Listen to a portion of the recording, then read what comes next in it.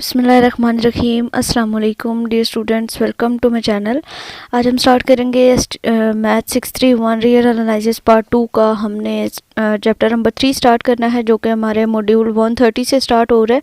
तो 129 तक जो हमारे टॉपिक्स थे वो हमने अच्छी तरह से कवर कर लिए हैं। होप सो कि आपको काफ़ी हेल्प मिली होगी, आपको एक पॉइंट मिल गया होगा कि आपने किस तरह से इस सब्जेक्ट को प्रिपेयर करना है। तो आगे के जो मॉड्यूल्स हैं 130 से 150 तक वो आज हम कवर करेंगे, और बाकी हमारे पीछे 6 टॉपिक्स रह जाएंगे, तो वो इंशाल्लाह हम अगले वीडियो लेक्चर में कवर कर लेंगे। तो स्टार्ट करते हैं। मे बी लेक्चर की लेंथ थोड़ी सी लंबी हो जाए, तो आपने पूरा वॉच कर लेना है, ताकि आपको अच्छे तरीके से जो जो मेन पॉइंट्स है इस चैप्टर में, जो जो करने वाली चीज़ें हैं वो आपको अच्छे तरीके से समझ आ जाए। तो सबसे पहले जो है वो हमारे पास क्या है, इंटीग्रल कैलकुलस। ठीक है, इसका मतलब है कि ये पूरे चैप्टर में हमने इंटीग्रेशन के बारे में पढ़ना है। जब भी हम, और हमने ये एनालिसिस 1 में पढ़ा था कि जब भी हम इंटीग्रेशन की बात होगी तो यहाँ पे हमने एक नाम पढ़ा था इंटीग्रल का, वो हमारे पास था रीमान इंटीग्रल। तो जहाँ पे भी अब हमारी इंटीग्रेशन है, ये पूरी इंटीग्रेशन हमारी रीमान इंटीग्रेशन के ऊपर जो है वो होगी, और इसमें हम मज़ीद डिफरेंट टॉपिक्स को जो है वो पढ़ेंगे, जो हमारे पास इनफाइनाइट, सेमी इनफाइनाइट इंटरवल्स होंगे। ठीक है, इसके अलावा हम देखेंगे कि रीमान जो हमने इंटीग्रेशन पढ़ी थी एनालिसिस 1 में, उसकी मज़ीद डिटेल्स को हम डिस्कस करेंगे। उससे में जो है वो हमने आर स्पेस में चीज़ों को डिफ़ाइन किया था। अब जो हमारा रीमान इंटीग्रल है उसको हम आर एन स्पेस में या आर एम स्पेस में जाके हम जो है वो रीमान इंटीग्रल के डिफरेंट थ्योरम्स को जो है वो डिस्कस करेंगे। तो इस पूरे चैप्टर में जितने भी थ्योरम्स हैं, इससे पहले भी जो हमने सेकंड चैप्टर पढ़ा उसमें भी जितने भी थ्योरम्स थे उनको आपने बिल्कुल भी स्किप नहीं करना है। ठीक है, जो ज़्यादा लेंथी थ्योरम्स थे वो मैंने आपको स्किप भी करवा दिए, बेशक आप उनको छोड़ सकते हैं। ठीक है, तो जितने भी शॉर्ट स्टेटमेंट्स वाले थ्योरम्स हैं, और स्टेटमेंट्स मतलब जितने भी थ्योरम्स हैं ना, उनकी स्टेटमेंट्स तो आपने लाजमी तौर पर करनी ही करनी है। बाकी जो थोड़े मतलब शॉर्ट थ्योरम्स होते हैं जो इजीली अंडरस्टैंडेबल होते हैं, उनके आपने प्रूफ भी साथ में कर लेने, ताकि अगर आपका क्वेश्चन आता है तो आप अच्छी तरह से उसको सॉल्व कर सकें। ठीक है, तो चलें स्टार्ट करते हैं। पहला हमारा टॉपिक है लोकली इंटीग्रेबल फंक्शन, यानी कि कुछ ऐसे फंक्शंस होते हैं जो हमारे पास मतलब रियल लाइफ में या कैलकुलस में हमने बहुत ज़्यादा यूज़ किए हुए होते हैं। उनके बारे में हमने पढ़ना है कि कौन से हमारे ऐसे फंक्शंस हैं जो लोकली इंटीग्रेबल होते हैं, और उनका कोई ख़ास हमारे पास एक दिया हुआ होता है, उनकी डोमेन होती है जिसमें वो इंटीग्रेबल होते हैं। जैसे कि इसकी डेफिनेशन सबसे पहले देख लें कि we say that F is locally integrable, के जो हमारा फंक्शन एफ होगा वो लोकली इंटीग्रेबल कब होता है, on the interval I if F is integrable on every finite closed subinterval of. I कि जो हमारे पास एक इंटरवल दिया हुआ होता है, ठीक है, फाइनाइट क्लोज्ड इंटरवल दिया हुआ होता है, जो हमारे पास डोमेन दी हुई होती है, उस पूरी डोमेन के ऊपर अगर वो हमारा जो फंक्शन है वो इंटीग्रेबल हो, तो देन हम उस फंक्शन को कहते हैं कि वो लोकली इंटीग्रेबल है। यानी कि इन दो पॉइंट्स के दरमियान कहीं पर भी इसकी इंटीग्रेशन एग्जिस्ट कर सकती है। तो एग्जांपल है हमारे पास f of x is equal to sine x और कॉज एक्स। बेसिकली हमारे पास ऑसिलेटरी फंक्शंस होते हैं, यानी कि कभी वो कन्वर्ज करते हैं, कभी डाइवर्ज करते हैं, positive infinity to negative infinity, इनकी जो डोमेन होती है वो होती है। तो ये आपके एमसीक्यूज के लिए इंपॉर्टेंट है कि आपका जो फंक्शन है F of x is equal to अगर साइन एक्स हो तो वो लोकली इंटीग्रेबल क्या उसकी डोमेन होती है, minus infinity to positive infinity, और जहाँ पे आपको एक इंटरवल जो है वो दिया हुआ है। देन जी ऑफ एक्स, आगे एक और फंक्शन दिया हुआ है 1/(x) इंटू एक्स माइनस 1, ये भी लोकली इंटीग्रेबल है ऑन माइनस इन्फिनिटी एंड 0 के ऊपर। यानी कि एक्स इक्वल टू अगर हम इन्फिनिटी रख दें तब भी ये इंटीग्रेबल होगा, लोकली इंटीग्रेबल होगा, मतलब कि इन्फिनिटी आंसर आता है। कन्वर्जेंस और डाइवर्जेंस का क्राइटेरिया ये हमारे पास सेटिस्फाई करता है। अगर हमारे पास हम 1 रख दें एक्स की जगह पे, तो तब भी 1 - 1, ये जो इसके यहाँ पे हमारे पास 1 - 1 0 हो जाएगा, तो मीन्स का 1/0 इक्वल टू इन्फिनिटी आ जाएगा। इस तरह से 1 एंड इन्फिनिटी, यानी कि ये तीनों पॉइंट्स हैं, इनमें से कोई भी आपसे पूछा जा सकता है, मतलब आपका ये एमसीक्यूज आ सकता है, और ये तीनों पॉइंट्स आपने याद रखने हैं कि ये वाला जो फंक्शन है इन तीनों कंडीशंस के ऊपर सेटिस्फाई होता है, इन तीनों डोमेन्स पे ये जो लोकली इंटीग्रेबल है। उसके अलावा the function H of x is equal to √x जो है ये लोकली इंटीग्रेबल है open and close interval 0 to infinity. ठीक है, यहाँ पे हमारे पास जो इंटरवल्स थे ये सारे हमारे पास ओपन इंटरवल है, और जहाँ पे हमारे पास जो इंटरवल दिया हुआ ओपन भी है और क्लोज भी है, यानी कि 0 टू इन्फिनिटी के ऊपर ये जो है वो हमारे पास एच ऑफ एक्स जो है वो हमारे पास एक लोकली इंटीग्रेबल फंक्शन है। अब locally integrable function on closed end open interval, यानी कि अगर हमारे पास ए जो है वो क्लोज्ड और बी ओपन इंटरवल हो तो फिर हमारे पास जो इंटीग्रेबल फंक्शन है वो किस तरह से डिफाइन होता है, ये भी आपके एमसीक्यूज के लिए इंपॉर्टेंट है। A to B F of x D x is equal to limit c approaches to b negative. अब बी नेगेटिव का मतलब है कि जो इसकी लिमिट्स है वो हमारे पास क्या है, लेफ्ट हैंड साइड से आ रही हैं, ठीक है।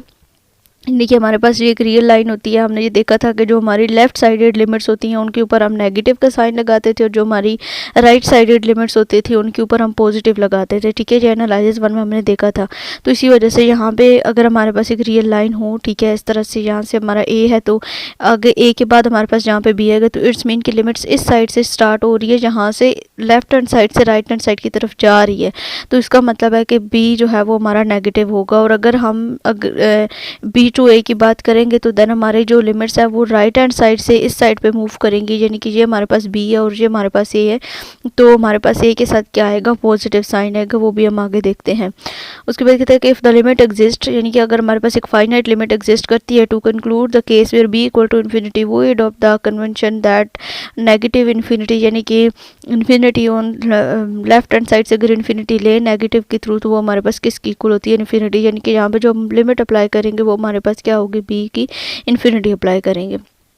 उसके बाद यहाँ पे कुछ रिमार्क्स है, यानी कि यही जो हमने ये स्टेटमेंट पढ़ी है इसी के बारे में हमारे पास रिमार्क्स हैं कि the limit in 3.1 always exist if A B is a finite and F is locally integrable and bounded on open and closed interval A B. यानी कि ये कब तक एग्जिस्ट करेगी, जब हमारे ये दोनों फंक्शन ए और बी ओपन और क्लोज्ड इंटरवल पे हैं, ये हमारे फाइनाइट होंगे। और एफ लोकली इंटीग्रेबल कब होगा, locally integrable and bounded on A B, यानी कि अगर ये फाइनाइट होंगे तो देन एफ जो है वो हमारा लोकली इंटीग्रेबल फंक्शन भी होगा और बाउंडेड भी होगा इसी इंटरवल के ऊपर। उसके बाद the definition of the Riemann integrable and the locally integrable function assign the same value a to B F of x D x no matter how f of b is defined, यानी कि अगर जो है वो हम इसी function के ऊपर रायमन इंटीग्रल को भी अप्लाई करें तो वो भी एग्जिस्ट करता है हमारे पास। The limit may also exist in the case where B equal to infinity if or B is less than infinity and F is unbounded as X approaches B from the left, यानी कि F को फिर हम unbounded function कहेंगे। पहले तो हमने ये देखा है कि अगर हमारे पास ये फाइनाइट होते हैं, ठीक है, यानी कि ये जो हमारे ओपन और क्लोज इंटरवल ए और बी, ये दोनों की वैल्यूज़ फाइनाइट है, तो फिर हमारा ये क्या होगा, बाउंडेड फंक्शन होगा। लेकिन अगर ये हमारे पास इनफाइनाइट हो जाता है, यानी कि बी इक्वल टू इन्फिनिटी आ जाता है, तो फिर हमारा जो फंक्शन होगा वो क्या होगा, अनबाउंडेड फंक्शन होगा। इन्फिनिटी एंड माइनस इन्फिनिटी हमारे पास एक इनफाइनाइट टर्म्स है, ये हमारे पास एक्सटेंडेड रियल नंबर सिस्टम में चला जाता है टर्म, तो इस वजह से ये हमारे पास अनबाउंडेड फंक्शन आएगा।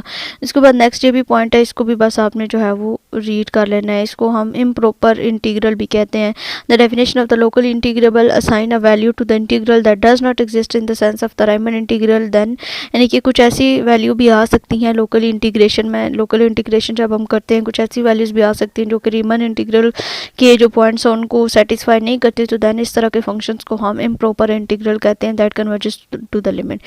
उसके बाद नेक्स्ट और इम्पोर्टेंट रिमार्क्स हैं कि we say that in this case the F is integrable on A B open and close interval and the that A to B F of x D X exist, यानी कि इस तरह भी हो सकता है कि अगर हमारे पास जो इंटीग्रेशन है, जो हमारे ये ए और बी दो फंक्शंस दिए हुए ये इंटीग्रेबल हों, यानी कि इंटीग्रेबल फंक्शन है, तो देन जो है वो हम ये कह सकते हैं कि जो हमारे पास a to B F of x D x है वो एग्जिस्ट करता है।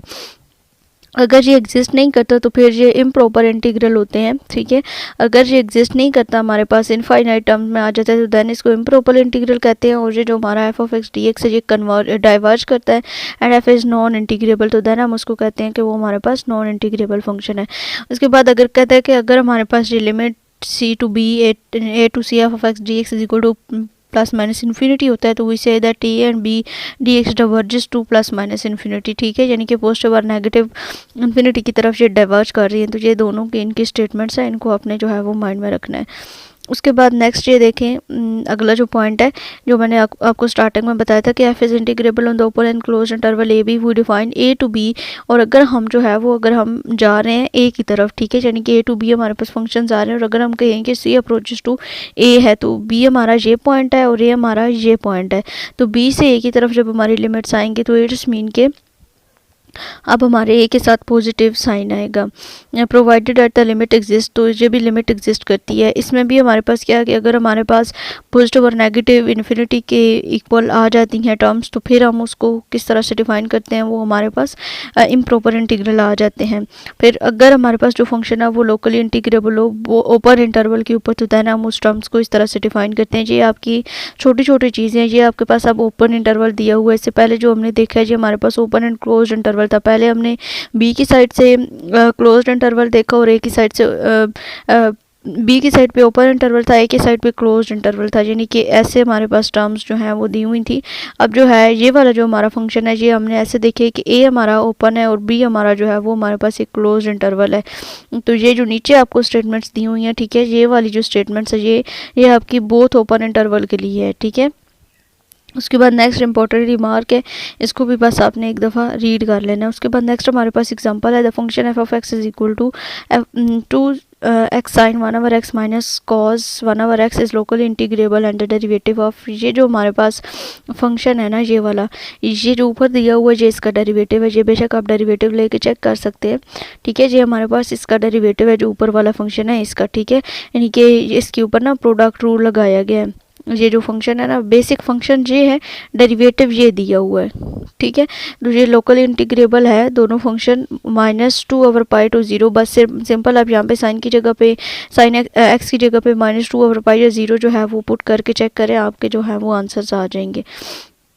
उसके बाद ये देख लें, नीचे इसने किया हुआ भी है -2/π/c f of x dx is equal to, यहाँ पे -2/π/c जो है वो इसने पुट किया है, upper limit minus lower limit. तो ये हमारे पास इसका फंक्शन आया, ये हमारी left hand side right hand side की लिमिट्स थी। और अगर हमने ज़ीरो जो है वो पुट किया, तो तब जो है वो हमारे पास इसका ये वाला जो फंक्शन था, इसी में जब ज़ीरो पुट किया तो हमारे पास ये वाला आंसर बच करके आ गया, सी अप्रोचेस टू ज़ीरो।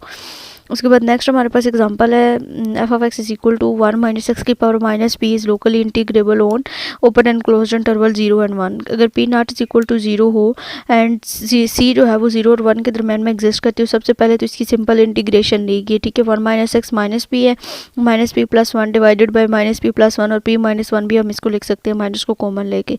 फिर जो है वो यहाँ पे upper limit minus lower limit ऊपर वाली साइड पे जो है वो लिमिट्स पुट की गई है। देन नीचे जो है वो सी अप्रोचेस टू 1 -0 to 1, यहाँ पे अब कंडीशंस दी गई कि अगर हमारे पास 1 - p की पावर -1 हो, तो ये हमारे पास तब एग्जिस्ट करता है या कन्वर्ज करता है जब p इज़ लेस देन 1 हो।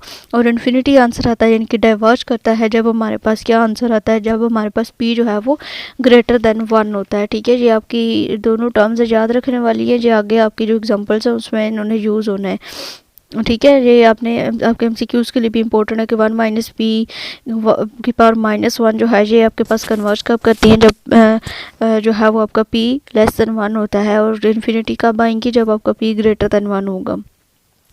उसके बाद जो बस ये टर्म्स है, इनको आपने याद रखना है, और इसमें कोई भी इस तरह की ख़ास चीज़ नहीं है। नीचे दोबारा से फिर इसी तरह की एग्जांपल है, इधर ओनली एक्स की पावर -p है, वहाँ पे 1 माइनस था, तो सिंपल वही इसके आंसर्स आएंगे जो अभी हमने डिस्कस किया है ना, कि p की पावर -1 जो है वो हमारे पास कन्वर्ज और डिवर्ज कब करती है, वही दोनों पॉइंट्स जो हैं वो जहाँ पे इसमें भी इंक्लूड कर दिए गए।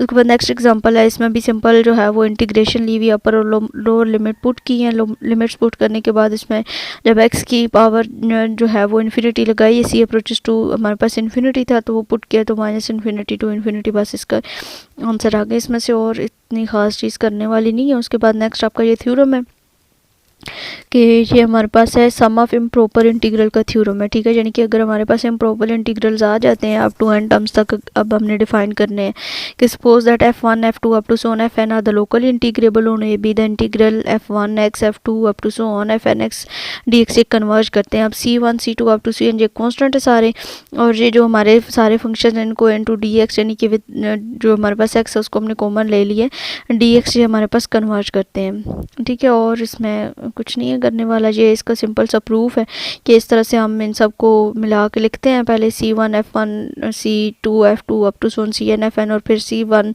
मतलब सारे जो कॉन्स्टेंट्स हैं वो c1 c2 c3 up to so on cn, ये सारी टर्म्स बाहर आ जाएंगी अंदर, f1 dx f2 dx और fn dx हर टर्म के ऊपर अलग अलग से हमने जो है वो अप्लाई कर देने। उसके बाद नेक्स्ट हमारे पास थ्योरम है कि if F is non negative and the locally integrable on open and close interval A B then A to B F of x D X converges. ये कन्वर्ज कब करता है? अब इसकी कन्वर्जेंस की ये integration F of x is equal to A to X F of T D x is bounded on open and close interval A B and A to B F of x D. ये अभी हमने पीछे discuss कर लिया है कि ये equal to infinity होता है इफ़ इट इज़ नॉट, यानी कि अगर ये नहीं होता, हमारे पास इंटीग्रेबल फंक्शन नहीं होता और ये कन्वर्ज नहीं करता, तो देन हमारे पास ये इसका आंसर आता है। These are only the possibilities, यानी कि ये दोनों पॉसिबिलिटीज़ हैं और यहाँ पे हमने इसका सुप्रीमम भी इसके नीचे के इसमें डिफाइन कर दिया हुआ है। उसके बाद नेक्स्ट हम चलें, ये हमारे पास एक फंक्शन है, ये वाला वी ऑफ राइट, हम इसको इस तरह से भी लिखते हैं a to B F of x D x is less than infinity भी जो है वो हम इसको डिस्कस करते हैं। उसके बाद नेक्स्ट हम आ जाएँ तो यहाँ पे हमारे पास यही फंक्शन दिया वो पॉजिटिव इन्फिनिटी और नेगेटिव इन्फिनिटी दोनों साइड्स के ऊपर ये जो है वो अप्लाई करते हैं, ठीक है।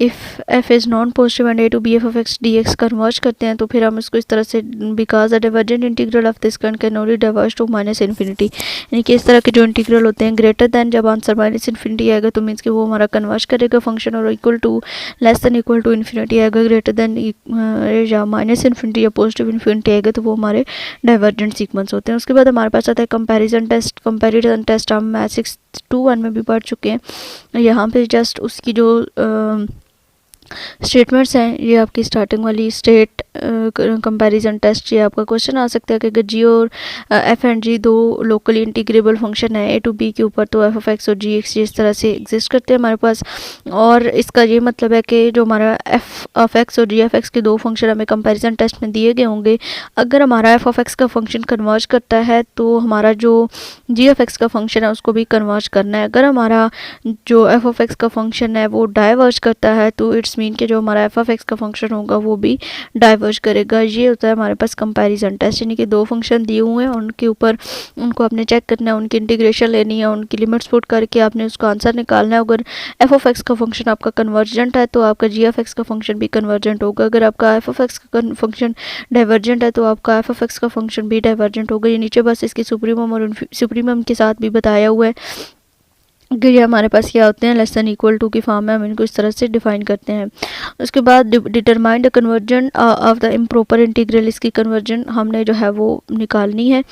तो simple we are going to show the improper integral converges if P is less than 1, ठीक है जी। हमने पीछे देखा है कि हमारा इंटीग्रल कन्वर्ज कब करता है, 1 माइनस एक्स की पावर पी माइनस पी था ना, वही हमने देखा था कि वो हमारा कन्वर्जेंट होता है जब पी लेस देन 1 होता है और जब डाइवर्ज करता है जब पी ग्रेटर देन 1 होता है, इक्वल टू इन्फिनिटी मतलब जब आंसर आता है तो यहाँ पे क्या किया है, सिंपल यहाँ पे पुट कर दिया है 0 इज लेस देन 2 प्लस 3 जो ऊपर फंक्शन दिया हुआ ना इसी को हमने लिखा है, plus X greater than equal to, इसको हमने एक स्टेटमेंट असाइन की है 1 माइनस एक्स की पावर बी, और यहाँ पे सिंपल जो है वो हमने क्या किया है 0 to 1 इसकी लिमिट्स पुट कर दी हैं और हमने बता दिया कि ये लेस देन इन्फिनिटी है, मीन्स कि ये कन्वर्ज करता है जब पी आपका जो है वो हमारे पास लेस देन 1 होगा। उसके बाद नेक्स्ट हम आ जाए तो यहाँ पे हमारे पास एक रिमार्क है, if F is any function not necessarily non negative, वो नेगेटिव भी हो सकता है, locally integrable on open and close interval A B, if A one and C are in the both A open and close interval A B, तो then हम उसको इस तरह से डिफाइन करते हैं। बस इसकी स्टेटमेंट्स हैं ये आपने देख लेनी, आगे ये रिमार्क है इसको भी आपने बस एक दफ़ा रीड आउट करना और इसमें कुछ नहीं है। उसके बाद नेक्स्ट हमारे पास थ्योरम है जी suppose that f and g are the locally integrable, g जो हमारा थ्योरम है इसको हम कहते हैं रेशो टेस्ट, ठीक है। रेशो टेस्ट हमने 6.2.1 में भी पढ़ा है, 6.3.1 में भी हमारे पास आ गया रेशो टेस्ट। ये जो आपका थ्योरम है ना, आपको अगर कहा जाए कि स्टेट रेशो टेस्ट तो आपने ये वाला जो थ्योरम है ये आपने लिखना है। मैंने इनको हाईलाइट नहीं किया, मेरे पास टाइम नहीं था, तो आपके लिए लेक्चर्स जो है वो मैं रिकॉर्ड कर रही हूँ, आप आई होप सो कि आपको हेल्प मिलेगी इनसे। तो यहाँ पे ये थ्योरम है, ठीक है, कि हमारे पास जो एफ ऑफ एक्स और जी एफ एक्स अगर क्वेश्चन में दिए गए हों तो बस इसकी स्टेटमेंट आपने याद कर लेनी है, और ये नीचे जो इसकी कंडीशंस है वो भी आपकी सारी याद करने वाली कंडीशंस है, ठीक है, इसके प्रूफ की ज़रूरत नहीं है। उसके बाद एब्सोल्यूट इंटीग्रेबिलिटी हमारे पास क्या होती है कि हमारे पास जो फंक्शंस दिए हैं, पहले हमने ओनली इंटीग्रेशन देखी है, अब हम देखेंगे कि हमारे पास एब्सोल्युटली जो हमारे फंक्शंस होते हैं,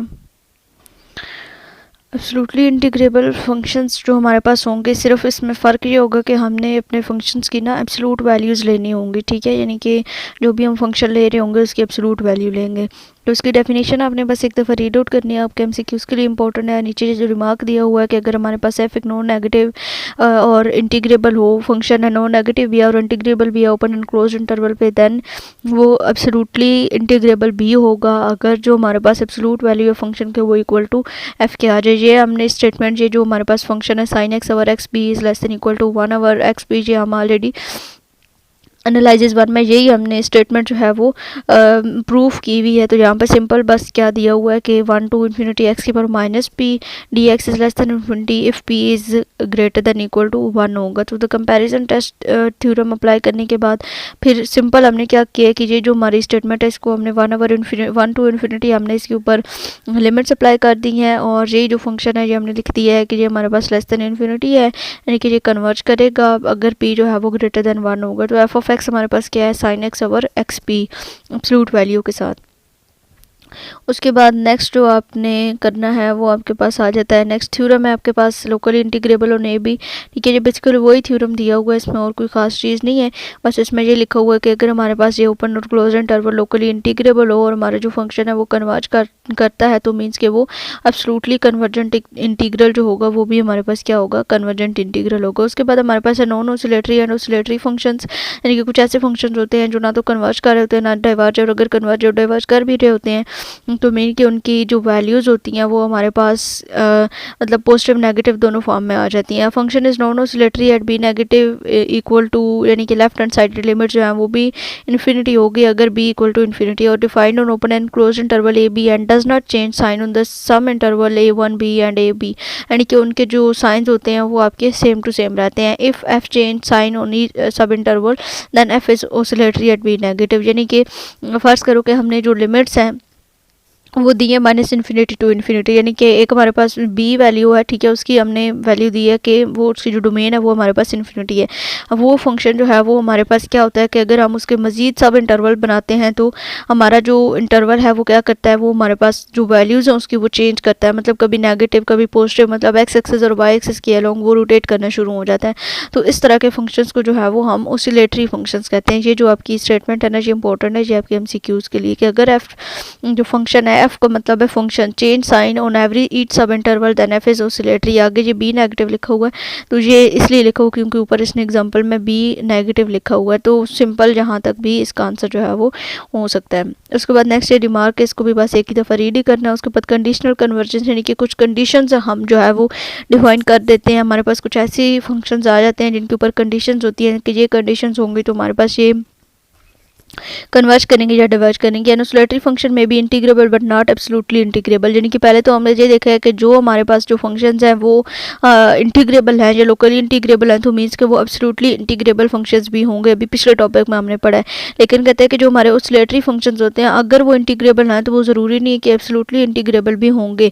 then say that F is oscillatory integrable conditionally integrable, यानी कि जो हमारे ऑसिलेटरी फंक्शंस होते हैं उनको हम क्या कहते हैं, कंडीशनली इंटीग्रेबल फंक्शन कहते हैं। पिछले जो हमने पढ़े हैं रायमन इंटीग्रेबल के बारे में पढ़ा है या लोकल इंटीग्रेबल फंक्शंस के बारे में पढ़ा है, तो हमने ये अभी थ्योरम पढ़ा था एब्सोल्यूट इंटीग्रेबिलिटी में कि जो हमारे फंक्शंस लोकल इंटीग्रेबल या इंटीग्रेबल फंक्शन होते हैं वो एब्सोल्यूट इंटीग्रेबल भी होते हैं।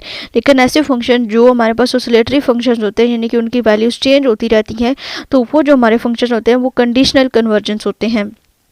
मतलब कि कंडीशंस पे अप्लाई होता है कि कौन सी कंडीशन आई है और मतलब कभी कंफर्म नहीं कहा जा सकता कि ये कन्वर्ज कर रहे हैं या नहीं कर रहे हैं। फिर यहाँ पे दोबारा से वही एग्जांपल दी हुई है, is not absolutely convergent if ये एब्सोल्युटली कन्वर्जेंट नहीं है अगर जो पी हमारा है वो 0 और 1 के दरमियान एग्जिस्ट करता है। तो बाय पार्ट्स जो है वो इसकी इंटीग्रेशन की गई है और देन इसको यहाँ पे बस डिफाइन किया हुआ है, इसके पास आपने ये पॉइंट्स नोट डाउन कर लेने हैं। उसके बाद हमारे पास है डिरिचलेट टेस्ट। डिरिचलेट टेस्ट में हमारे पास क्या है कि हमारे पास एफ इज कंटिन्यूज़ है और उसका एंटी डेरिवेटिव। डिरिचलेट टेस्ट में यही होता था ना कि हमारा जो एफ ऑफ एक्स है वो अगर कन्वर्ज करता है तो उसका जो डेरिवेटिव होगा वो भी कन्वर्जेंट होगा।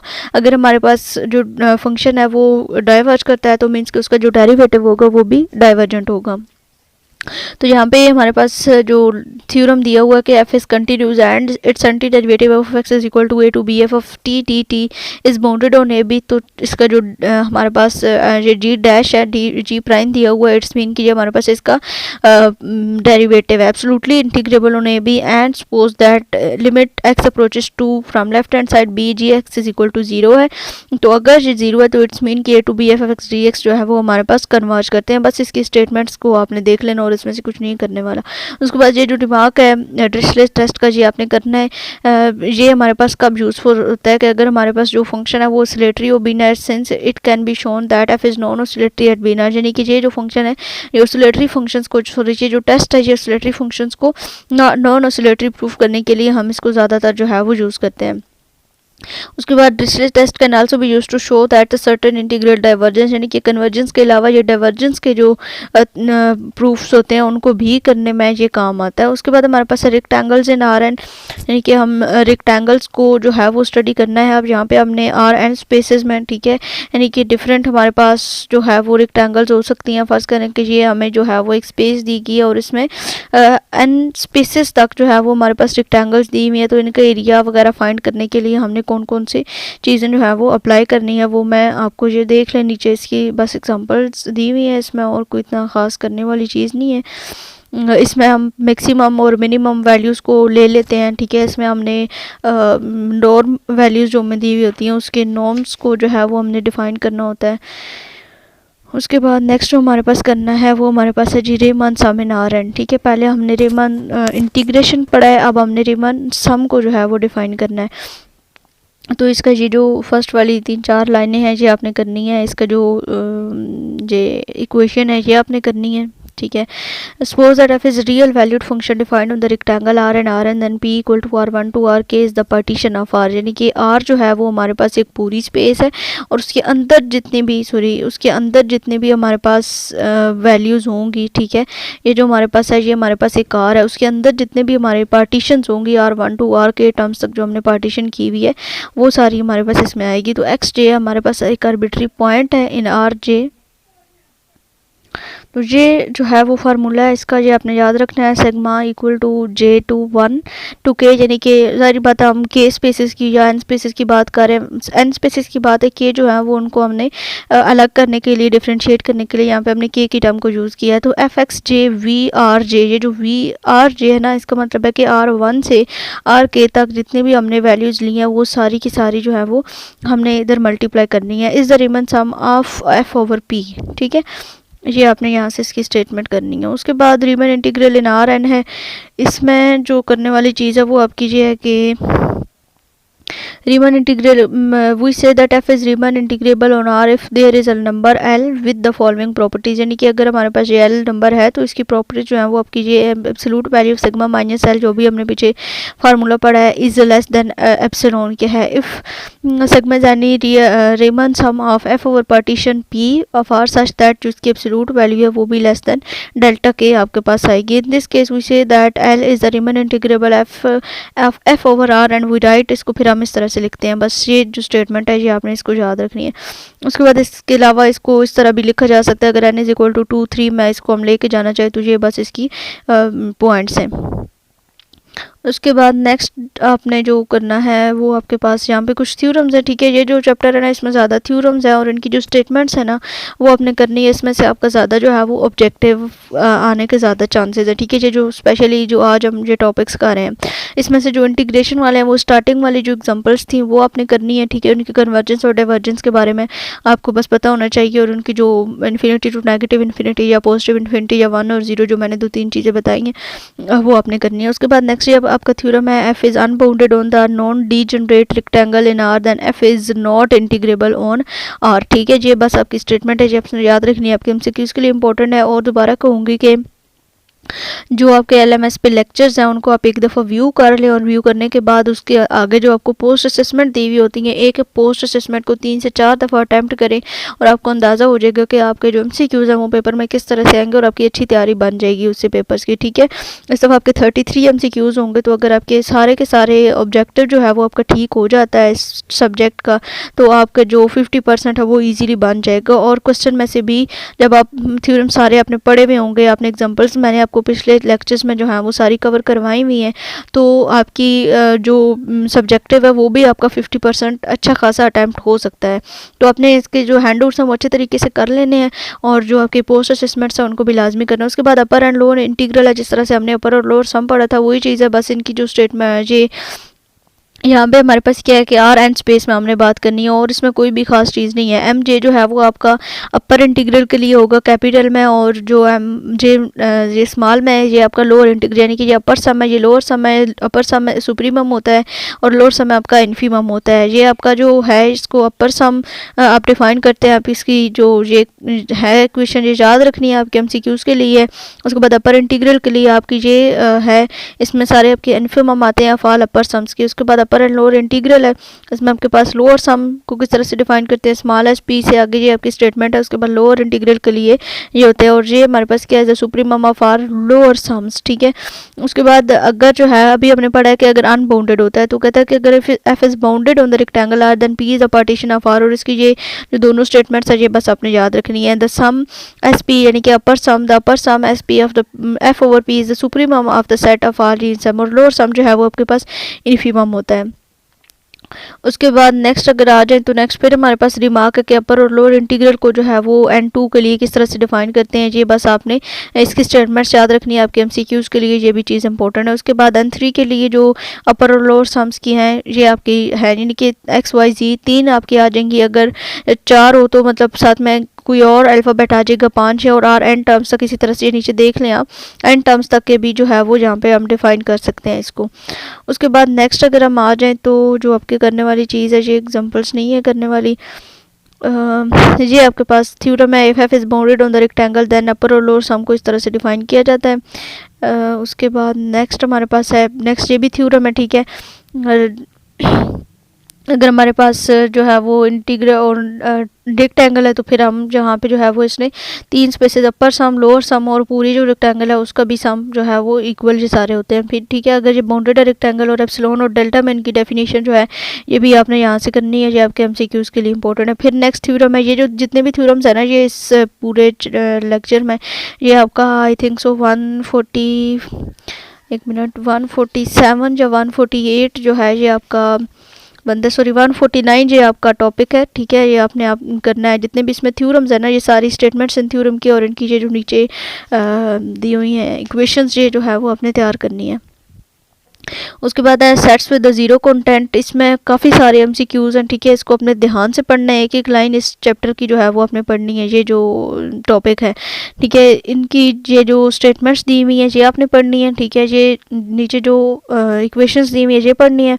उसके बाद empty set is contained in every rectangle and empty set has a zero content। ठीक है, E consists of the finitely many points, और ये भी हमारे पास क्या होता है, ये हमारे पास जीरो कंटेंट होता है, सो E हैज़ जीरो कंटेंट।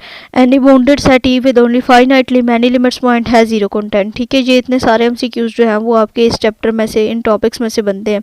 उसके बाद नेक्स्ट अगर हम आ जाएँ तो यहाँ पे हमारे पास एग्जाम्पल है, if F is continuous on A B then the curve Y equal to F of X, ये भी हमारे पास जीरो कंटेंट है इन R2 में, ये स्टेटमेंट है और इसका भी जीरो कंटेंट है इन R2 में। फिर आपके पास लेमा है, the union of the finitely many set with the zero content है जीरो कंटेंट, ये भी एमसीक्यूज़ है।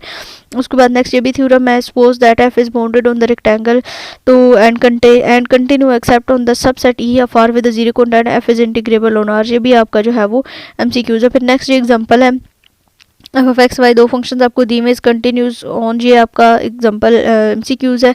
Except on the line segment Y equal to X, अगर वाई इक्वल टू एक्स हो जाए और एक्स 0 और 1 के दरमियान में हो तो ये आपका जो है वो कंटिन्यूस नहीं होगा, और ये भी लाइन सेगमेंट है zero content and F is integrable on are.